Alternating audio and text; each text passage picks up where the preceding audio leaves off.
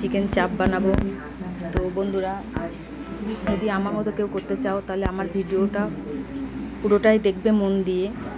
তো আমি ম্যাগনেট করে নিয়েছিলাম মাংসটা ম্যাগনেট করার জন্য আমি নিয়েছিলাম প্রথমে ছাতু, গোলমরিচের গুঁড়ো, কাজু বাদাম, পোস্ত আর চাল মগজ, গোলাপ জল, জায়ফল, জয়িত্রী, আদা, রসুন, কাঁচা লঙ্কা, টক দই দিয়ে আমি ম্যাগনেট করে রেখেছিলাম।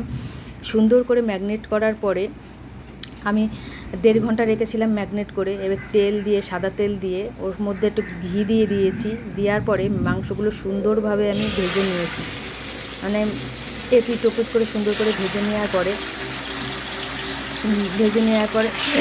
যেই তেল বেরিয়ে এসছে, চিকেন চাপটা দিয়ে তেল বেরিয়ে এসছে, তখন আমি ওর মধ্যে অল্প একটু ঘি দিয়ে দিয়েছিলাম আরও, দিয়ে সুন্দর করে নাড়াচাড়া করার পরে আমি গোলাপ জল, কেওড়া জল, কেশর, দুধ দিয়ে সুন্দর করে নাড়াচাড়া করার পরে একটু গোলমরিচের গুঁড়ো দিয়ে সুন্দর করে পুরো দোকানের মতো সুন্দর করে রান্না করে, দেখুন কী সুন্দর কালার এসছে, কালারটা অসাধারণ এসছে। আর মাংসগুলো খুব সুন্দর সিদ্ধ হয়ে গেছে আর সুন্দর একটা গন্ধ বেরাচ্ছিল, দারুণ চিকেন চাপের মতোই গন্ধ বেরাচ্ছিল, সুন্দর খেতেও সুন্দর হয়েছিল, কালারটাও খুব সুন্দর এসছে।